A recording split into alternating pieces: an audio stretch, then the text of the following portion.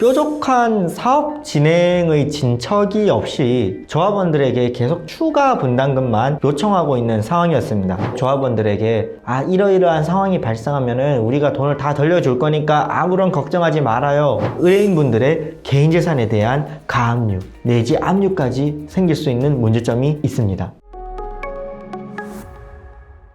안녕하세요.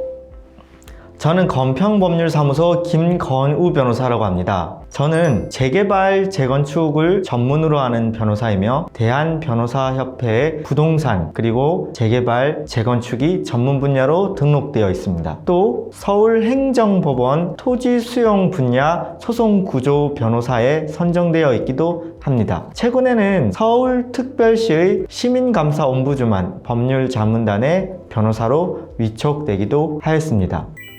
네, 오늘은 광진구에 있는 땡땡땡 지역주택조합과 관련하여 원금 부분 전부 승소한 사례를 말씀드리고자 합니다. 저는 광진구에 있는 땡땡땡 지역주택조합원들 10여 명을 대리하여 납입금 반환 청구 소송을 제기하였고 있었고, 오늘이 1월 15일입니다. 1월 15일 이와 관련하여 좋은 결과가 1인에 대해서, 일단은 1인에 대한 선고가 먼저 되었고 1인에 대해서 좋은 결과가 있어서 이 부분에 대해서 말씀드려보고자 합니다. 그 해당 조합은 뾰족한 사업 진행의 진척이 없이 조합원들에게 계속 추가 분담금만 요청하고 있는 상황이었습니다. 아마 광진구에 있는 이 지역주택조합뿐만 아니라 많은 지역주택조합에서도 이런 문제점들이 있는 것으로 알고 있습니다. 뾰족한 진행 경과 없이 추가 분담금만 청구하는 지역주택조합에 대해서 다수의 의뢰인분들이 이런 질문을 합니다. 그래도 지역주택조합이 기다리다 보면은 성공하지 않을까요? 라고 질문하시는 의뢰인분들이 있습니다.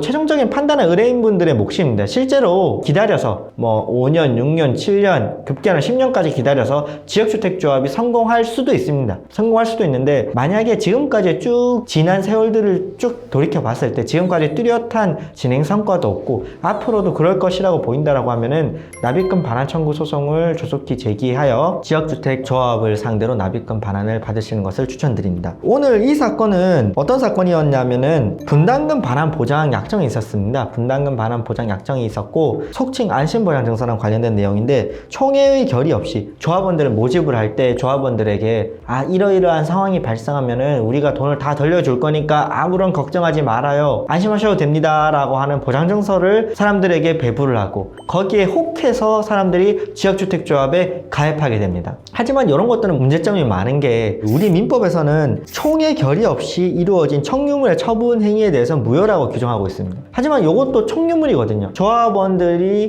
가입할 때 낸 돈은 지역주택조합이라는 비법인사단의 청유물을 구성하게 됩니다. 이 청유물을 구성하게 되는데, 이 구성된 청유물을 나중에 이러이러한 사유가 발생하게 되면은 당신이 낸 분담금을 다 돌려줄게요 라고 약정을 하는 약정서를 배부를 하는 거는, 그때 가서 보면은 그 돈은 비법인사단인 지역주택조합의 청유물인데도 불구하고 이거를 어떤 누구의 허락도 받지 않고 돌려주는 것이 과연 옳은가라는 의문점이 있고, 요 부분들을 지적해서 법원에 요 부분은 청유물 처분행위에 해당하는데, 청유물 처분행위에 대해서 전체 총회 결의가 없었기 때문에 무효이다, 안심보장증서는 무효이다 라고 주정을 하였고, 또 안심보장증서와 불가분적으로 결합된 일체로 체결된 조합원 가입계약 역시 무효다 라고 주장을 하였고, 법원은 이를 다 받아들여서 저희 조합원 1인이 약 1억 2천만 원 정도 됩니다. 약 1억 2천만 원 정도 내셨고, 이 부분에 이자까지 얹어서 전부 다 돌려받는 걸로 전부 다 승소를 한 사건입니다. 그 집행을 만약에 생각을 하신다라고 하면은 무조건 납입금 반환 청구 소송을 진행을 하셔야 됩니다. 왜냐하면은 납입금 반환 소송 없이 지역주택조합을 상대로 집행에 이를 수는 없기 때문입니다. 그 소송에서 승소 판결문이 하나의 집행권원이 되거든요.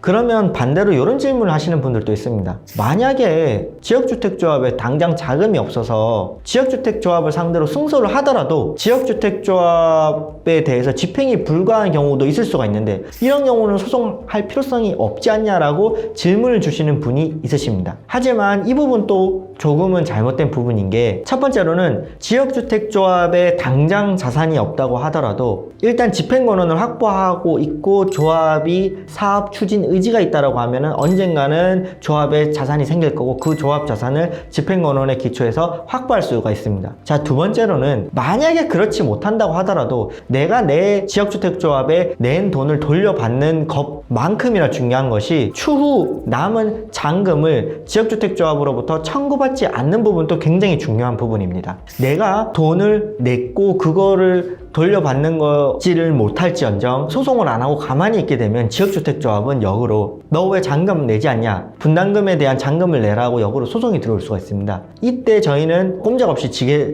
되고, 그렇게 되면은 조합에서는 오히려 이걸 기초로 의뢰인분들의 개인재산에 대한 가압류 내지 압류까지 생길 수 있는 문제점이 있습니다. 그렇기 때문에 소송을 통해서 내가 낸 돈을 돌려받는다는 것도 중요하지만 그것만큼이나 내가 지역주택조합 소송을 통해서 지역주택조합으로부터 탈퇴하고 추후에 조합으로부터 잔금, 중도금 내지 잔금에 대한 청구를 막아내는 것도 굉장히 중요한 의미가 있겠습니다.